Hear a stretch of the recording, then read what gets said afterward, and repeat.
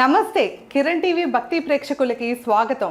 ప్రస్తుతం మనం గోకర్ణ క్షేత్రంలో ఉన్నామండి. అలానే గోకర్ణ క్షేత్ర ఆలయ యొక్క విశేషాల గురించి మాట్లాడటానికి మనతో పాటు ఉన్నారు ప్రధాన ఆలయ అర్చకులు, అలానే అనువంశీయ ఉపాధి మంత్రి మండలి అధ్యక్షులు అయిన ఆగమ విద్వాన్ వేదమూర్తి శ్రీ శ్రీ బ్రహ్మశ్రీ రాజగోపాల్ గురుజీ గారితో ఉన్నాము. నమస్తే గురుజీ. నమస్కారం గురుజీ. ఇప్పుడు సూసైడ్ చేసుకున్నా లేకపోతే యాక్సిడెంట్లో చనిపోతూ ఉంటారు గురుజీ, సూసైడ్లు చేసుకుంటూ ఉంటారు, బలవత్మరణం అంటారు కదా, ఇట్లాగా చిన్న ఏజ్లోనే రకరకాల వాటితో చనిపోతూ ఉంటారు తట్టుకోలేక.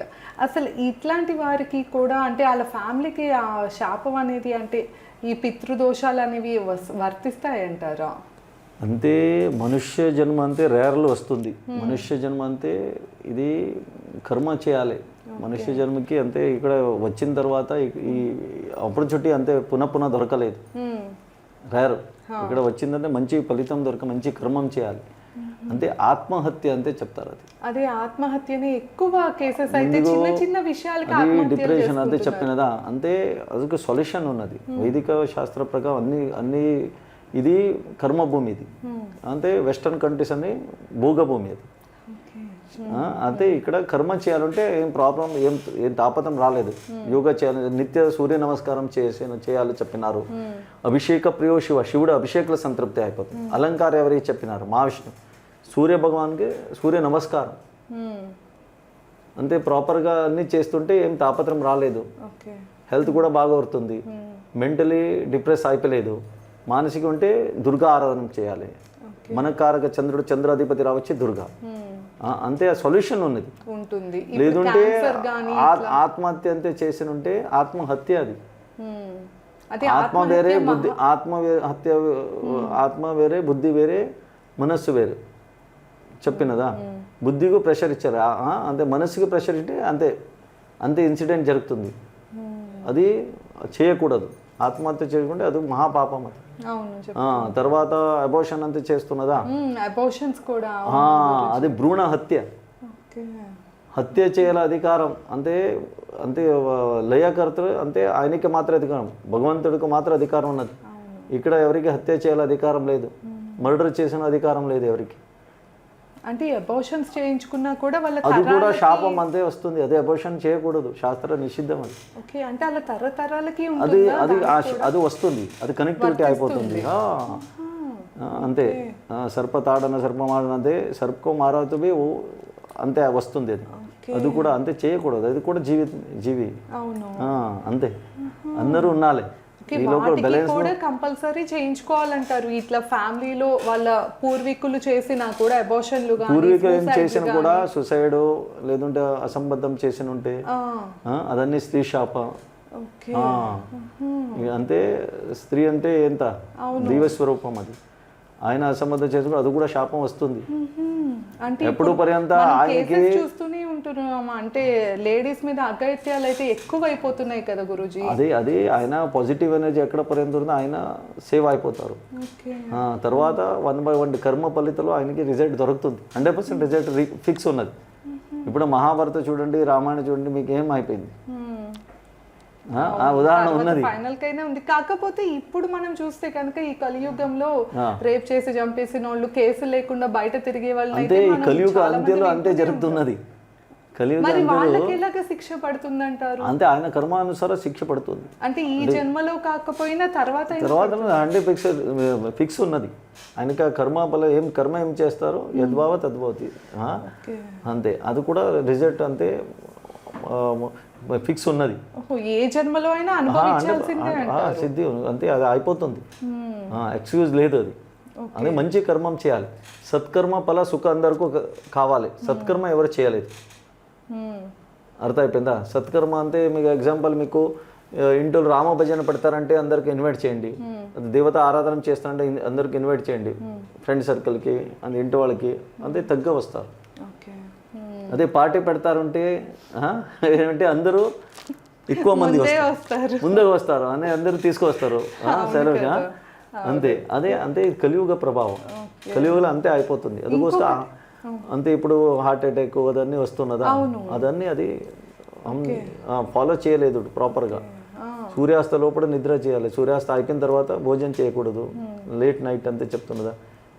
అదన్నీ హెల్త్ ఇష్యూస్ అయిపోతుంది, తాపత్రం ఉంటుంది. అలానే గురుజీ ఇంకోటి తల్లిదండ్రుల్ని కూడా అంటే నిందించటం కానీ లేకపోతే వాళ్ళని సరిగ్గా చూడక ఇప్పుడు చాలా మంది బయట ఆశ్రమాల్లో పెట్టేస్తున్నారు కదా, అలాంటి వారికి శాపాలు ఉండవా ఇవేమి? 100%.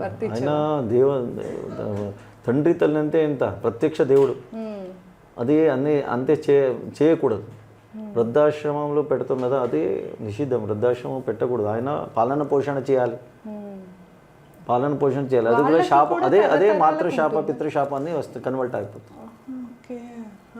ఇప్పుడు ఆయన చూడలేదంటే భగవంతుడు సీసీ కెమెరా వేరే ఉన్నది, ఆ సీసీ కెమెరాలో ఎవరికి ఎక్స్క్యూజ్ లేదు. ఆయన తీసుకుంది రికార్డ్ అని అక్కడ గుర్తుంది, అర్థం అయిపోయిందా. ఇప్పుడు ఏమో లోపల చేసి ఉంటే అదే ఆయన రికార్డ్ అయిపోతే ఆయన 100% ఆయనకి పనిష్మెంట్ ఉన్నది, జరుగుతుంది. ఓకే, అదే తల్లిదండ్రుల్ని దూషించటం ఇట్లాంటివి కూడా అంటే అది చేయకూడదు అంతే ఉన్నది. అసంబద్ధం మాట్లాడకూడదు అంతే చెప్పినదా. అంటే ఏమున్నది అంటే 7th జనరేషన్ ప్రాపర్గా పితృకార్య చేయలేదు, అది కూడా శాపమే, అది కూడా దోషమే. మాతా పితృడికి అదే ఆయన డబ్బు కావాలి, ఇంటు కావాలి, గోల్డ్ కావాలి, అన్నీ కావాలి, ఆయన రెస్పాన్సిబిలిటీ వద్దు అంటే అది కూడా శాపమే వస్తుంది. ఇది అమ్మాయిల వృద్ధాప్యలు పాలన పోషణ చేయలేదు, అది కూడా శాపమే. వివాహ సందర్భంలో ఎవరిది అప్రూవల్ శరీరం ఎవరిది? తండ్రి తల్లిది. ఆయన అప్రూవల్ తీసుకో, అందుకోసం కన్యాదానం వాగ్దానం అన్ని చేస్తారు. వివాహ సందర్భంలో కన్యాదానం అంతే చేస్తుందా, కన్యాదానం అంతే దానం అంతే డొనేట్. కన్యాదానం అన్నీ చేసిన వాగ్దానం చేసింది, కన్యాదానం అన్నీ చేసిన తర్వాత అది గోత్ర చేంజ్ అయిపోతుంది, కంపెనీ చేంజ్. ఇప్పుడు మోడర్న్ శబ్దాలు చెప్పాలంటే కంపెనీ చేంజ్ అంతే, దాన్ని ఉన్నది. అందుకే అప్రూవల్ తీసుకోండి, వివాహం చేసిన కూడా అది కూడా శాపమే, హర్ట్ అయిపోతున్నదా, మాతాపితృడికి హర్ట్ అయిపోతే అది కూడా.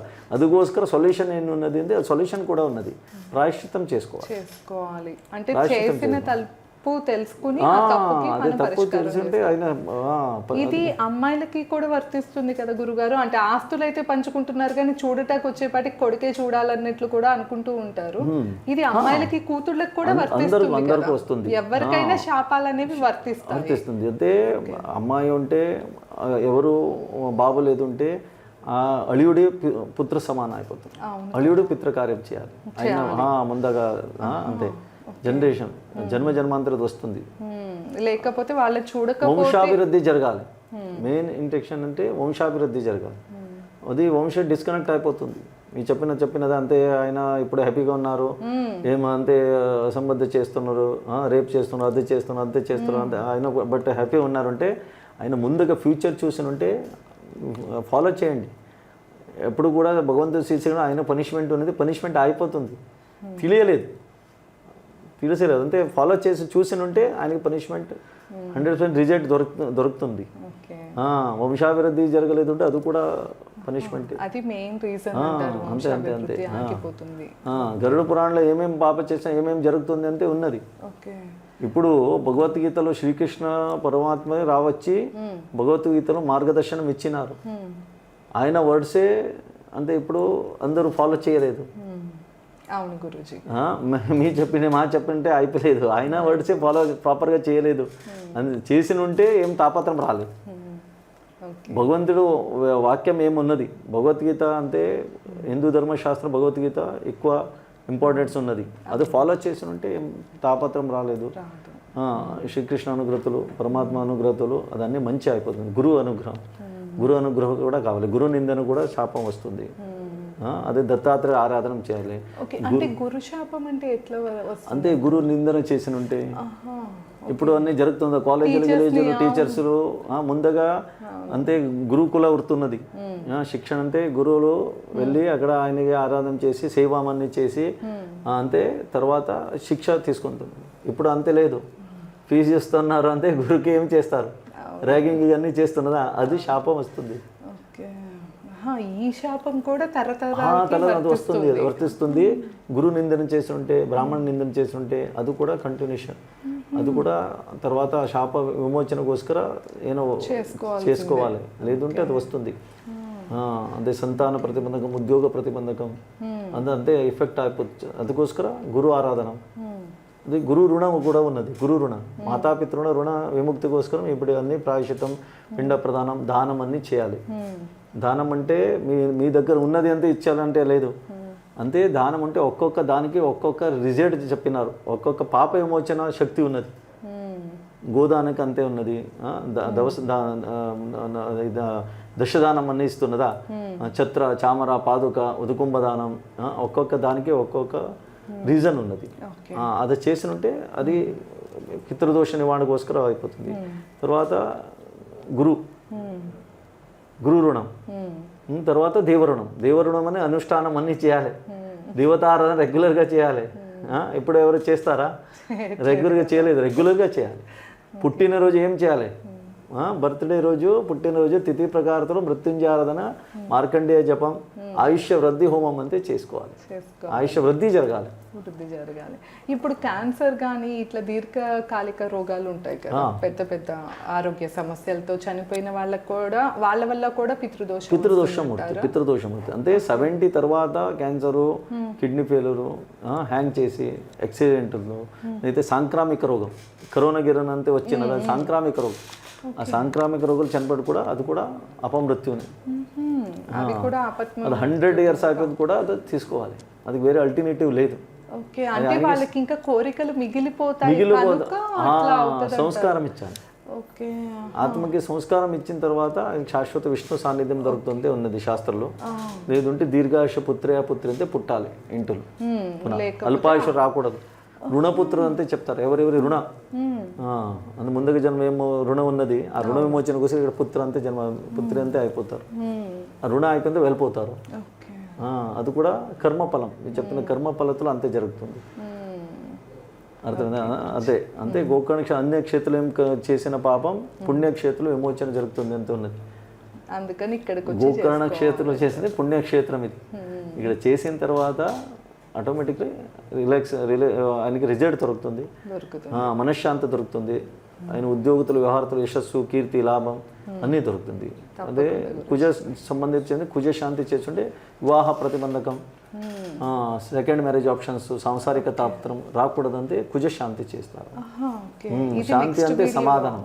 తెలుసుకుందాం గురుజీ మనం కుజ దోషం గురించి. ధన్యవాదాలు.